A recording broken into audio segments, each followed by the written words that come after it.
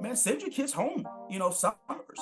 Send them for a year. They're not going to die. They're coming back. Even though I didn't like it, there was a foundation built in my own friendships. I made some good connections and good friends in those 4 years. So when I came Mm-hmm. back to the States and continued to make friends, I still had those friends. And so when I went back, when I was 22, I reconnected with them. So one way for our children is, are we making sure they're building friendships back home if you have the means to take them home? So they're Mm. building their own networks, knowing they're going to come back to the States, but maybe those networks will draw them back because they're talking and connecting on social media and say, man, I'm going to come see you, brother. I haven't seen you in 5 years.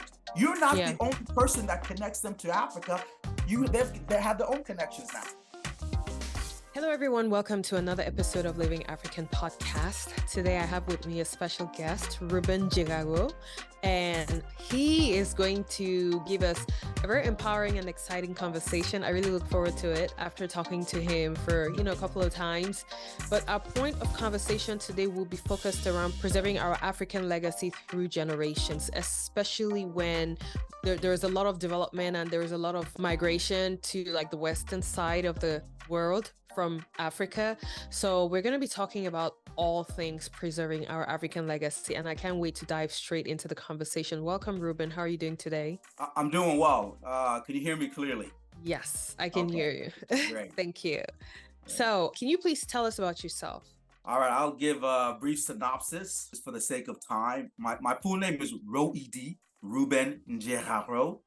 I'm originally from Chad, Africa, and Chad is Central Africa. So if you know, we're Libya, we're south of Libya, we're Sudan, Niger, and Cameroon and Central African Yes. Republic are all our neighbors. I came to the U.S. when I was really young. In 1979, the Civil War broke out. I was 2 years old. My father put me and my younger brother and my mom on a plane, and they flew us out of the capital in Jamena. Yeah. And then he followed later, and then we went to West Africa, to Burkina Faso. Precisely, we were there for a couple of years, and then through some friends of my father's a pastor, and Yeah. some friends of his, missionaries, they have saved some money for him to come and study in the U.S.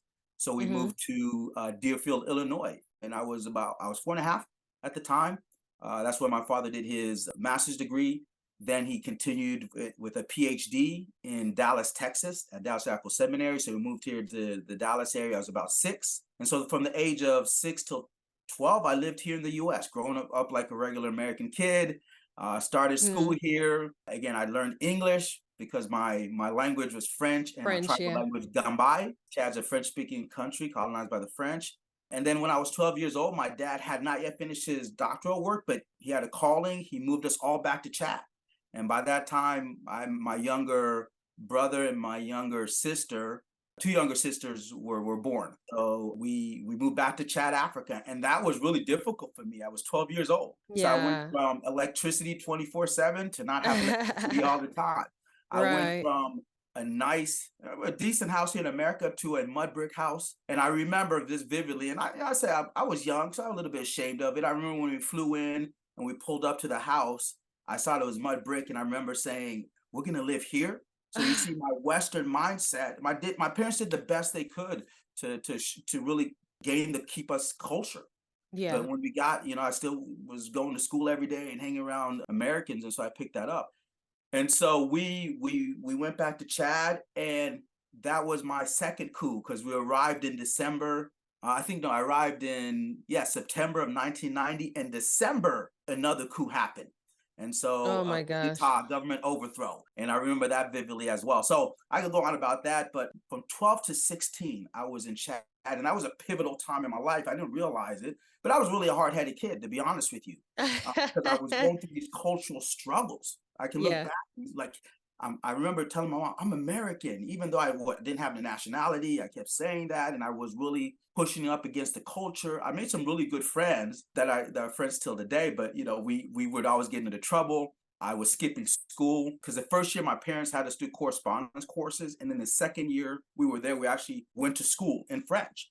So we Yeah. had to learn French, and I didn't want to go to school. I didn't want. I just wanted to do school in English, and kept skipping class, and eventually got kicked out of school Mm-hmm. because I skipped too many days, and I was rude to the principal, and my mom made sure to be very clear that she was not happy about that once I got home. Yes. And so finally, my father, I think in his wisdom, he traveled a lot as a pastor there. And so I think in his wisdom, he's like, you're having too many difficulties here. I'm not moving back to the States. My role is here. And so he actually sent me back to the US to live with a friend of his in Dallas, Texas. They'd gone to seminary together. And Mm-hmm. so I came back to the US and actually finished up high school. I had fallen behind because of getting kicked out. Got my act together, finished up high school, graduated in 96, moved to Seattle, Washington for about a year and a half of community college because my brother was living there. He had also come back, but he went to Washington State. And there's some family dynamics around legacy of why we went there. So I can maybe Mm-hmm. mention why he Yeah. was there and then I ended up there. But we did a year and a half of community college, then we moved to Wisconsin, to University of Wisconsin, Eau Claire. So not the Madison campus, the smaller Eau Claire campus. Yeah. And so I was there for 2 years. I graduated with a BA in political science. I had a passion for politics. I remember watching CNN when I was like 10 years old. I thought it was through Mm-hmm. government and obtaining power that we could make changes because I still had a heart. I had seen the stuff in Africa, and even though I was rebellious, I still had a passion to make change. From there, I moved to Iowa, Mm-hmm. and I was in the cornfields of Iowa for a little bit, close to a year. I had been going there in the summers because we knew a family in the area, and so there was an opportunity for employment there. So I went there for about a year.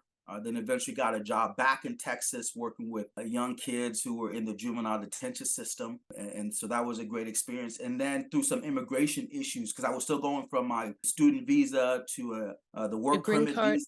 Yeah, I was on the green card yet. There's not the H-1B, but there's the work permit that you can get sponsored, and then it leads to the H-1B and eventually the green card.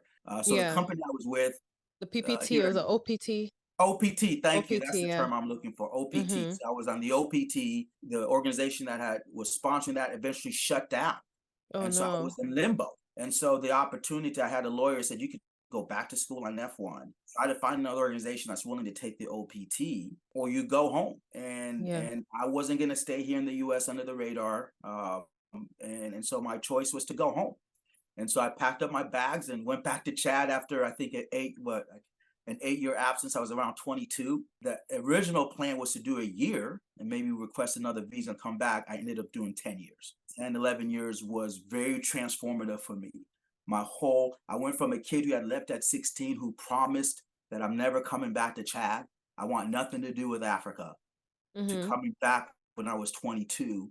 And the first 2 years were hard, but then my whole vision and the way I looked at Africa began to change. And I started looking at the things that go beyond the material, and Yeah. looked at family legacy, and started going to the village more, and started talking to people in local community, and learning more of my language. And I was like, whoa, there's so much wealth here. Once I was getting past just the material stuff. So I was in Chad for, again, the 10, 11 years. Then I had the opportunity to move to Michigan to attend seminary. And so I moved to Grand Rapids, Michigan, attended Grand Rapids Jericho Seminary, graduated with a master's in spiritual, in educational ministries. I tell people I didn't go to seminary to be a pastor. My father Yeah. is a pastor. My grandfather was a pastor. My thing was to understand the theological and historical component of the Christian faith, but also there was a focus on adult education, so how adults learn, and Yeah. a focus on administration. So I have a heart for administration, organization development, leadership. And that's the degree that most people take in that seminary to go on to do PhD work in educational development, organizational leadership, things of that nature. I graduated, worked in the community, got married. I have a 7-year-old daughter. And then I did a lot of social work in the community. I got into prison ministry. I love going in the prisons legally and Yeah. working Right. with those guys. And then I have a lot of my friends who've been through that system. So it really began to, look at people. The journey with looking at Africa differently, same journey here, is looking at people as people, looking beyond their exterior and see what's at the heart. Then after COVID hit, we had an opportunity to go to Zambia. I think it was 2020. There was a program out there, phenomenal program. I'm not going to talk too much about it. I think the program itself was great. The organization, not so much. But we went to Zambia. It was a great experience to learn about another part of Africa. I'm like, I never thought I'd be in Southern Africa. My heart was more, my heart and a lot of my networks and connections were more Central Africa. than Yeah. everything else. So I had to learn about a lot about Zambia. Zambia used to be Northern Rhodesia. I had no clue. Historically, and learning with the Zambian people. And then I got an opportunity to teach them about Chad, because a lot of people in Zambia didn't know where Chad was. Something I already knew is that Africans ourselves, we talk about how other people may be ignorant about the continent, but I began to realize, wait a minute, there's an ignorance Yeah. that We don't even we don't even know we don't a even know lot. that. Yeah. Yeah. And Yeah, so that sparked my interest to continue to learn about Africans and develop and teach. Because living next to Cameroon, Kusuri, which borders Cameroon, yeah. borders Chad, the capital Jamena. But it wasn't until I met many Cameroonians here I started learning really about the history and culture of Cameroon. But yet I lived next door for 10 years, Yeah. And Yeah. so, yeah, so that's just a little bit of my story. And we came back to the US, and now I'm in Dallas, Texas. I've been here about 3 years, and I serve as a substitute school teacher in several school districts. Oh, that's such an amazing story. You seem to be very knowledgeable about Africa from different perspectives. I feel like you have so many perspectives about Africa and just the knowledge as a whole. And one of the things that you actually said, which I can tell you, I probably am the first person who would tell you that I don't know as much as I should about even my own country, not talk less about Africa. And I mean, there are many reasons why but I feel like I don't want to put the blame elsewhere, because at the end of the day, it's our responsibility to proactively do that research, even though I feel like the education systems do not favor that, or they don't like incentivize people to want to know more, because they partition you, like if you're science based, then just focus on science and don't worry about like the arts, like history and all of those other things that could also be very important for us to just know, at least if anything, just to have that knowledge about the country. Yeah, I really look forward to us having a conversation about, just our continent, our culture, and everything else included from the several perspectives that you're willing to share. Now, I know we were having a conversation the other day and we were talking about just preserving our legacy in terms of like, well, the first part of our conversation was really about, certain popular slangs or certain popular things in our culture that people have a misconception about. And one that you brought up was the African time. When you said that, I immediately in my mind I was like, but African time is not good. Like that literally, I don't like, actually it's a pet peeve when someone uses that, because I feel like they're using our what's popular in a bad way in our culture to bring us down and to excuse their habit. I mean, I just don't think it's a good thing to say about us, use African time against us. But you actually give a different perspective about it, which kind of changed my mind. So I would like for you to further elaborate on that. Yeah, this actually I learned from actually a Nigerian friend of mine who's a professor in Grand Valley State in Michigan, because he wrote an article. He had gone home for a internship, and then he wrote an article, and he had mentioned African time, and I read that and I was like, okay, I get that. So to your point, you're right. I think when people hear African time, it's viewed as an insult, right? Because you're Yeah. always late, you're never on time, you're never prepared, and all of this other stuff. And so I want to preface that it's even for Africans, it's important for us to be on time. People think that we're not about that. That's so untrue. Because there's a respect to other individuals, taking into consideration their time, and that that they have a bunch of things to do and all of that. So that's important, and we encourage people to be on time. But part of what, as Africans, we need to understand is, why do we do certain things? What is the cultural component of certain terms that exist, like African time? So what my friend was saying is that what he learned is that when he was growing up, like he'd been in the States, and then he had this concept of African time. And one day they were going to visit his grandmother, who lived in a very remote village. Mm-hmm. And they were supposed to, I think, if they leave either early in the morning or early afternoon, and they had a set time to get to the village. Let's say 4 o'clock. Yeah. Of course, they leave late. They get there around maybe 10 p.m. And his grandmother comes out and says, "Welcome, you're on time." Mm-hmm. And he remembers thinking, he says, "Remember, no, we're not on time. We're supposed to be here around 2 o'clock. We're here at 10. How you Yeah. can say we're on time?" and and he learned a lesson that what he was thinking about was the chronological time. We said we would be here at a certain time, at a certain period, and we were not. But what in fact his grandmother was saying was that thank the Lord you made it safely. Mm, Thank the Lord that you made it safely. It's like, why would she say that? Well, two things. She's thanking God that they're here safely. mm. And why is that? Because when you travel in Africa, and I know you've traveled in Africa, Yes, yes. it is not easy. It's It is not. not like traveling in the US, right? Mm-mm. So you could plan all you want, you can lay all the times, but there's not gas stations every few miles, there's not Mm-mm. The restaurants, roads, the car roads are terrible. breakdowns. You could Oof. run it up against thieves. You can Yeah, hit a pothole, and then your whole day. I can talk about that. Your whole day is messed up. There are accidents. There's so many things that his grandmother understood that yeah, could have occurred between the city and the village that would have hurt them. And I'm sure she has a history of knowing that. yeah. And so when they arrived, all she was saying, regardless of the time you arrived, you have arrived on time because you have arrived safely. And that is an important component not to throw out as Africans, that we need to remember that we are social people. We come from a social culture. And I say to Africans, when you come to the United States, you're coming for economic prosperity. Because if you had Hmm. economic prosperity where you were leaving or opportunity, You would you would leave. have come. Yeah, that's true.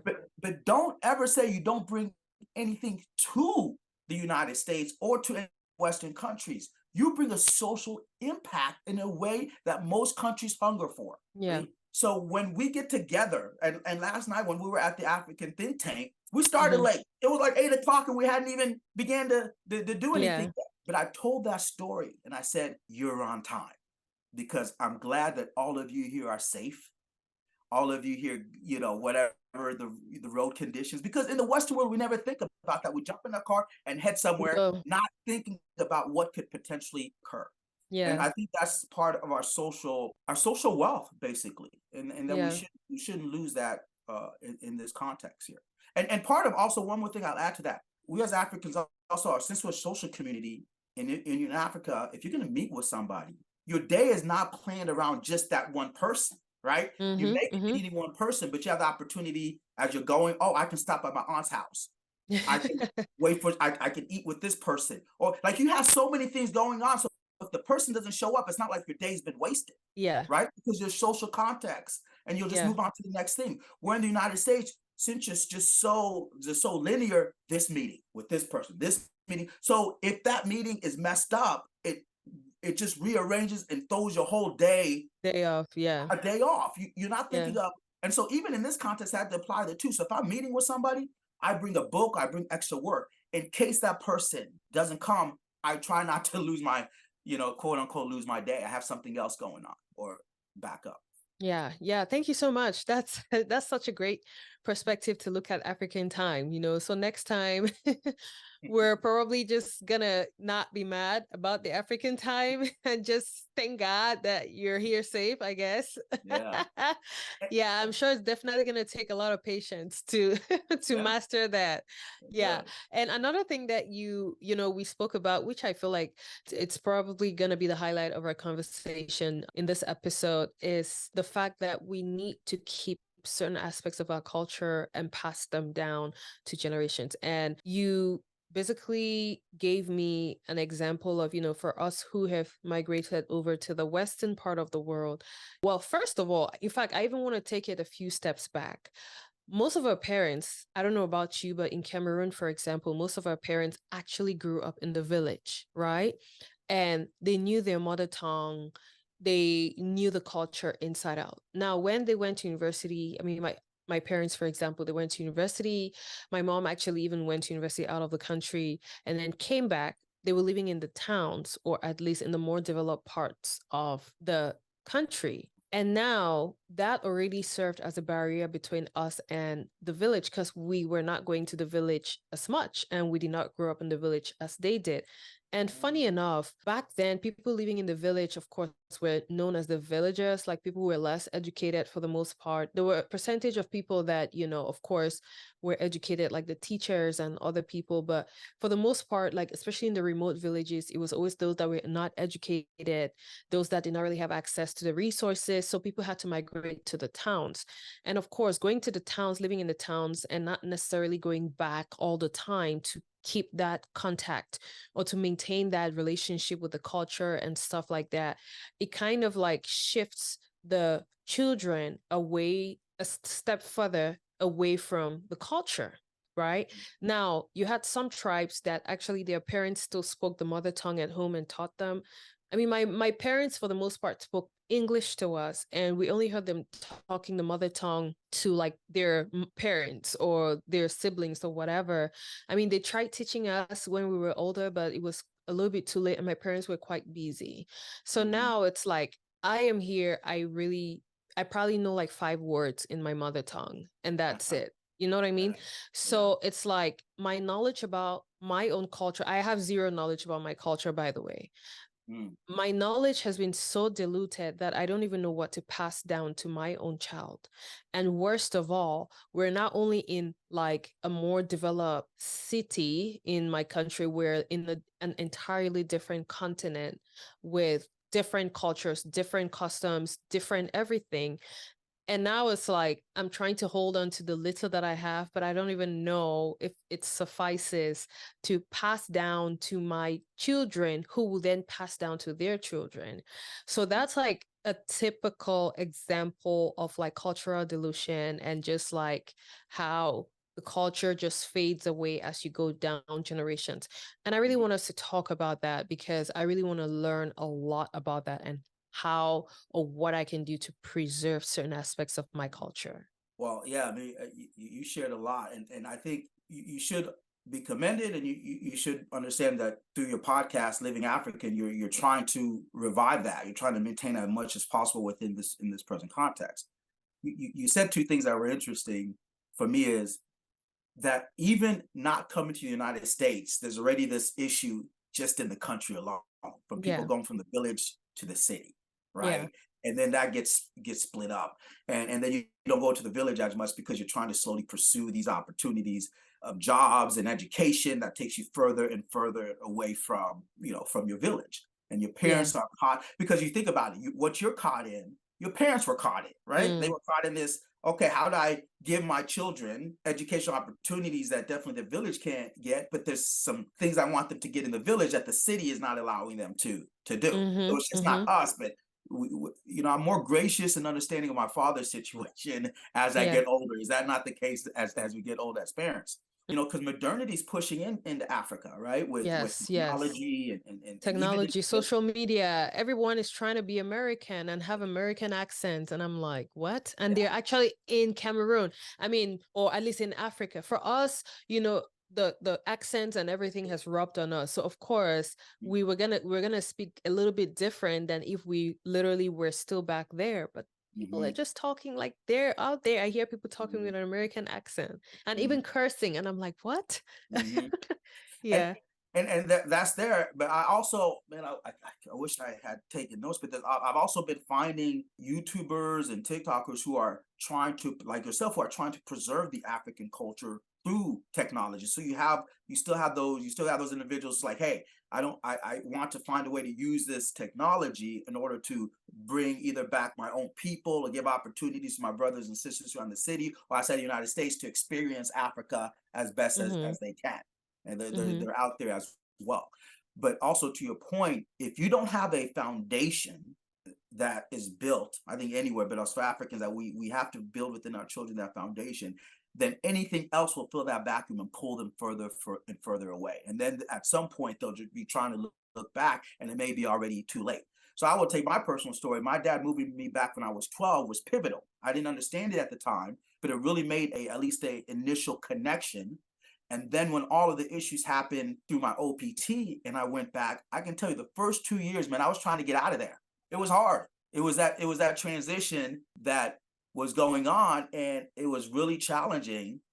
But through the coup d'etats, through a lot of the experiences I went through, I started to calm down a little bit, right? I was like, there's more here than what I see physically. And really, and I had to make the concerted effort. I think that's where also, maybe to your point, is you have to really decide, do I really want to do the hard work of identifying or spending time with my my elders and going to the village. And I started doing that. And again, that really changed my perspective. And that was just in Chad alone. And so when I came back to the US, I had built that foundation. And through some of my experiences here in the United States and meeting other Africans and starting an African organization and then joining the African think tank, it gave me an opportunity in this place to continue my education, right? And Yeah. meeting other Africans and saying, hey, I should not only know about Chad, but there's an opportunity in the United States where I'm going to meet people from different African countries. Like last night, I met somebody from Gabon. And Gabon, like, why would I meet somebody from Gabon in Chad or in that part? So I sat down with him and someone from South Africa. I think someone from Ethiopia and 2 guys from Eritrea. And so that since I already had that hunger to really know more about Africa in spaces like that in the US, I took that opportunity to do so. And so now with the question of legacy, with this future generation of young kids, which is even harder if they were home in Africa, because at least in Africa, we still hold to some traditional values, even though the Western context is encroaching. Yeah. Yeah. But here you are up against a very difficult wave of True. how much you want to do. It's really challenging. So just like you, when I was growing up here, and this was in the 80s, my parents only spoke to us in our tribal language, Gambai. They never spoke to us in English. They never spoke to us in French. And the reason they did that is even if we respond in English, at least we will understand what we're Yeah. hearing. Yeah. And that was so key. When we went home, when people say Banwa, I was like, oh, that's how are you? All right. So I understood at least 80% of what was being said. And that was so beneficial. And even now I can still understand it, which is great because they did that when I was young. But here's the kicker. If you go to Chad right now and you talk to young Chadians who didn't leave Chad, but they left the village, you go to the village, they don't understand the Gumbai in the village because because it's not polluted. It's the Gumbai they speak or the tribal language they speak in the city, it's mixed with, it's like mixed, you say, Franglais, French English. It's mixed French all English, with all of that. it's mixed, so when they go to the village, I've seen them. I was like, you don't know what they're saying? No, that's pure Gumbai. Right? So you don't understand. Back to here in the States, parents are challenged with this new generation here in the United States. And so one of the questions was like, how do you preserve that legacy? And so I think using technology, which is a good thing, you can preserve it. If you do speak your tribal language, try to speak that as much to your children as possible. They're going to get English and other things out there. That's not a problem. But I think my parents did really well if you do that, speak to them in that language. If there's the ability to connect with other people and bring them to African events like that young man from Ghana who was just like, man, I'm so glad my mom dragged me here because I got to participate in this because there's not a lot of places that, we should be creating more places where we can bring our children to, our African children, in order to conserve that legacy and to teach them not to be ashamed of the African roots. I'm wearing a jalabia. When I was teaching schools in the summers, I wear my jalabia. This is my African suit. I go to meetings with it. And I learned that from actually the Nigerian president. What is his name? Not Goodluck, the guy before him.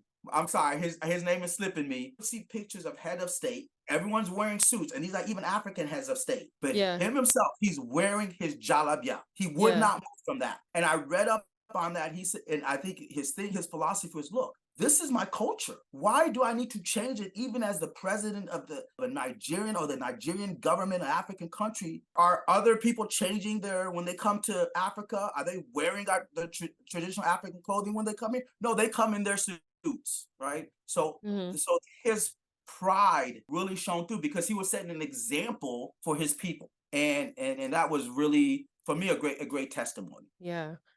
So now we're talking about technology. Are there any other ways that we can preserve this legacy and at least educate? I know you're big on education and things like that. Like, what has your experience actually been so far with respect to this, and how are educational ways that we can use to educate our younger generations and keep that legacy going? Well, I think one way, and I'll share this. I think what are those? Are the headsets or that kids wear nowadays to play video games? Yeah, that's the VR. The virtual reality. Yeah, right? the VR. And some of them may take this, but we want to share. So why do they do virtual reality? It's because they want to be in the place, right? You play the video game. Well, wouldn't it be cool to be able to maybe have my village of Chad in there? So I'm walking down the roads. Yeah, that's a good idea. and seeing where my grandmother lived and where my grandfather was, or what it looked in, 18 so and so, or what. I mean, if we take what is already given to us and simply adapt it and contextualize it using what Yeah. you don't necessarily have to go home, but you bring home. That's the whole idea of this virtual reality, right? So why we're not Mm, and people are using that educationally, and so we can use that to preserve legacy.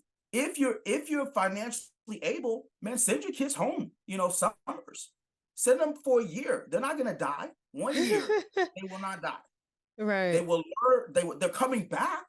Yeah. So that, and I've seen a family do that. They were like, I need to lay, because I look at me, if I had not gone back when I was 12 and my dad hadn't done that, and those 12 to 16 were very key years. Had I not gone back, where would I be? I would have zero, even though I didn't like it, there was a foundation built in my own friendships. I made some good connections and good friends in those Mm, 4 years. So when I came mhm. back to the States and continued to make friends, I still had those friends. They were my friends. Yes. Yes. And I kept connecting with them and talking and stuff. And so when I went back when I was 22, I reconnected with them. So one way for our children is, are we making sure they're building friendships back home if you have the means to take them home? So they're Mm, building their own networks, knowing they're going to come back to the States, but maybe those networks will draw them back because they're talking and connecting on social media and say, man, I'm going to come see you, brother. I haven't seen you in 5 years. You're not yeah. the only person that connects them to Africa.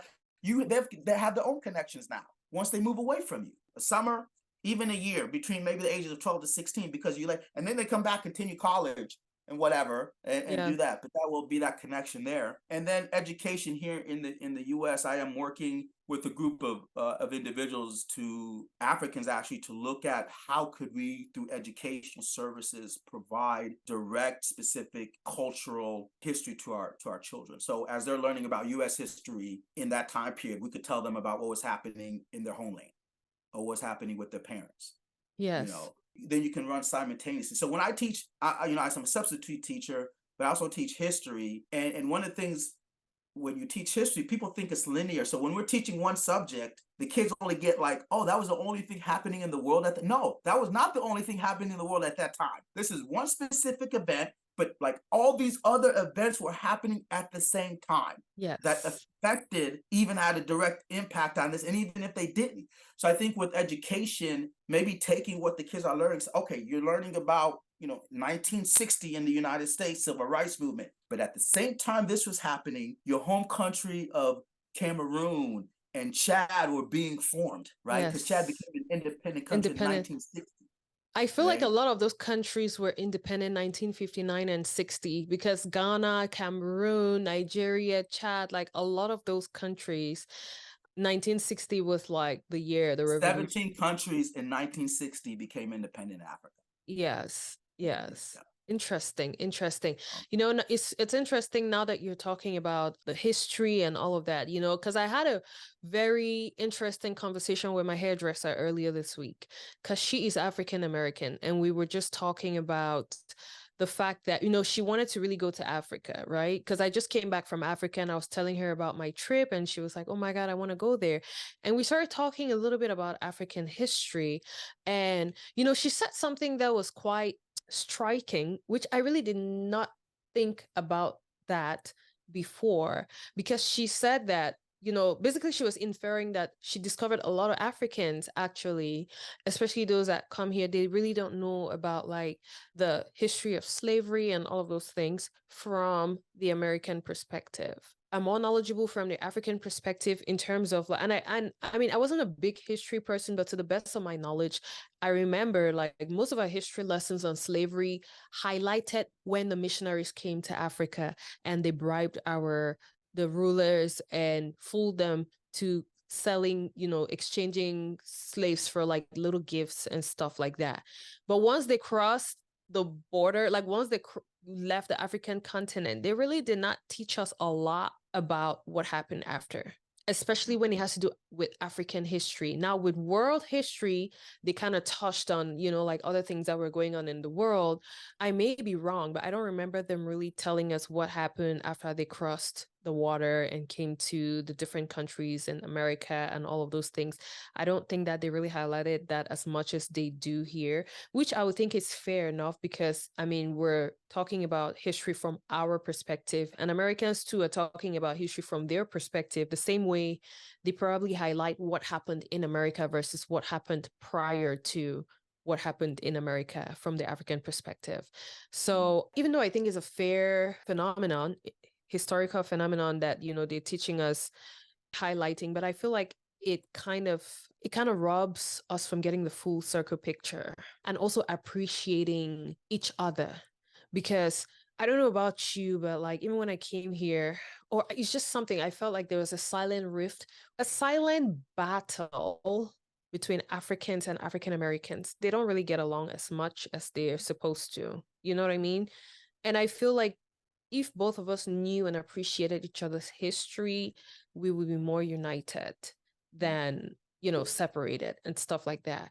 So yeah, when you talk about history and stuff like that, I don't even only think that it should be only for Africans, but I really think it should also be for like African Americans to really understand where their ancestors came from, and even go back, find a way to go back and like dig deeper into that culture that their ancestors were part of in order to even adopt some of those values in the culture. But what do you really think about what I just said from the historical perspective?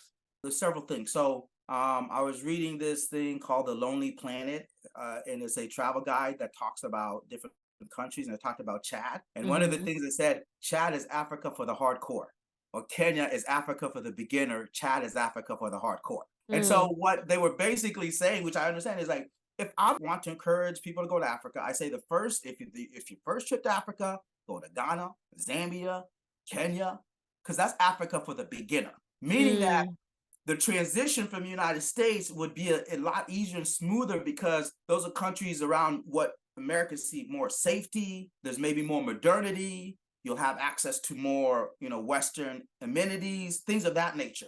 But I mm-hmm. tell you honestly, I love Chad, but I would not recommend Chad as your first trip to Africa because that is a whole different beast, Yeah, right? yeah. You're going Even from the Cameroon. United States to one of the hardest places in Africa, surrounded Yeah. by the countries we're surrounded.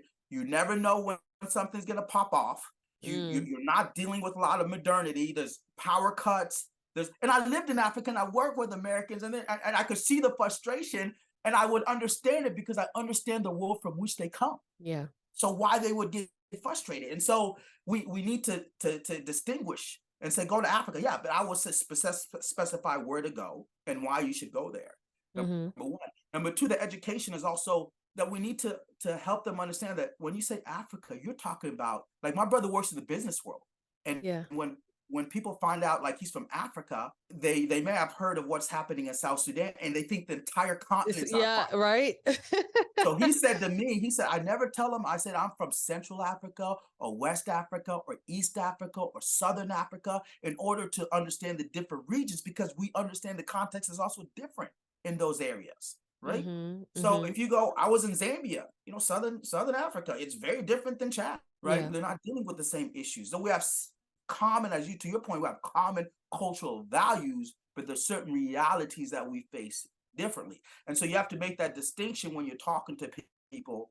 Just like in the United States, when you talk to people back home, you could tell them you're living in some remote town in Iowa, like Mount Vernon I did, and they think that Dallas, Texas is down the street, Yeah, right? Because they have that's different true. tons of families. Yeah, that whole geographical things, they battle with that as well. I really get excited when a lot of my Black American friends get an opportunity to go to Africa. I encourage them. I say, hey, I will find a way. I'm actually part of a group called Black Star Brothers, that their mission is to help Black Americans go to Africa for a summer, to help start businesses. So we meet every week to discuss that. And the people who are on call are Black Americans who've been to Africa. Oh, And then wow. they I would become, definitely love to talk to them on the oh platform. yeah, there's a guy in Kenya, A guy went to Kenya. There's a guy who's heading to Zambia. Last year, guy Sam Hudson out of Michigan, he helped Mm-hmm. sponsor some young people in Zambia. He already purchased his ticket to go back again in November for the second time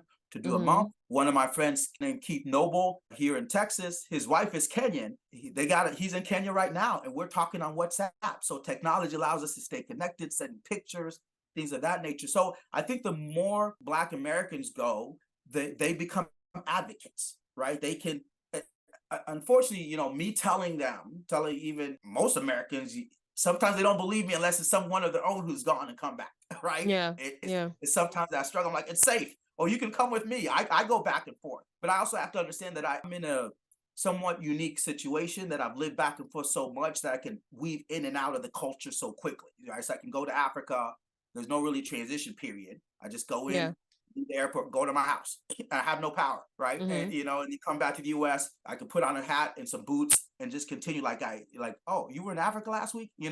So I have to understand that it's different for individuals going back and forth, but also that history piece for Africans. It's good to also to reinforce, also learn about what happened after slavery, the struggles that the African American community, the Black community faces now Yeah. around some things, racism and discrimination. Yes. Because again, as Africans, we don't understand that because you grow up around your own all the entire time. Yeah, and that's really interesting because I kind of really understood racism when I came here. I honestly had no idea that there was anything like, I knew colorism, but I didn't know racism in Africa. That's interesting. But one of the things I try to also maybe make that comparison as an African as well, is that we deal with tribalism, Yes, right? tribalism. Yes. I remember sitting in sitting in Chad, everybody in the room was Black. Everybody. But yet I know there was animosities because that guy across there is not from this tribe. And if he had Yes. the Yes. opportunity to reach Tribalism. across and wring my neck, he would do it. Right? Yes. Yes. Right. That's And it's true. like, why are we, well, we're dealing with other issues. Like, yeah, I can be your friend, but you could never talk to my sister. And that has nothing to do with siblings because you're Mm, not from my tribe. Right. tribe. And Yes. so and so that separation exists in one way. Maybe that's a way to make a correlation if you're trying to help people understand both ways. Because a lot of Americans like, oh, you Africans, oh, you all get along and stuff. Like, no, bro. We at a human level, there are Yeah. things that are underlying that you don't Yes. know about. And so I will show you those as well. And then the question becomes, how do we then work to overcome Yeah. those You issues? know what? Quick question. Now that you talked about tribalism, I literally just thought about something. I was like, yeah, of course, tribalism is not good. But do you think that, I probably would look into the origin of why people did not want their people to marry, for example, different tribes. Maybe they were trying to look for a way to preserve their culture and not dilute it.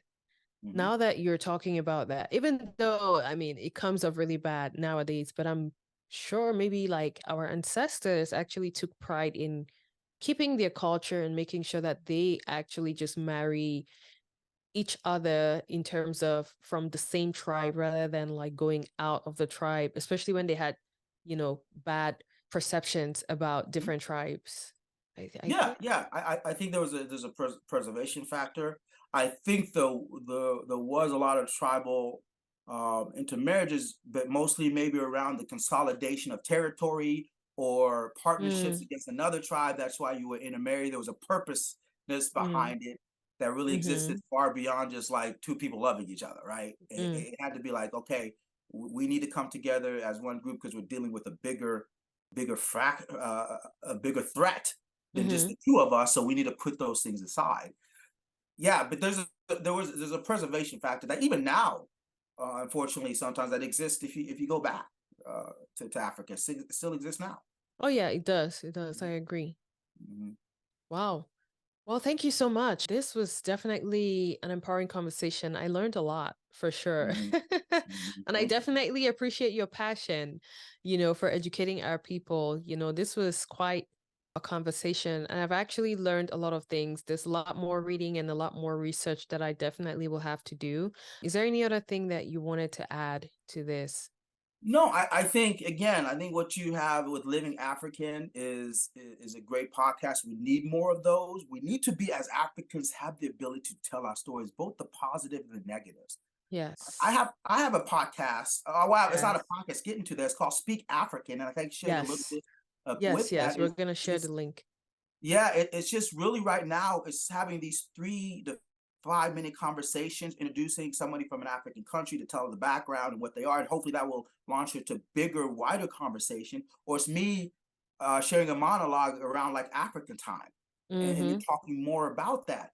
But it's also talking about it's talking about the good things, but it's also challenging Africans. Look, there are civil wars and there are atrocities and there are all these things.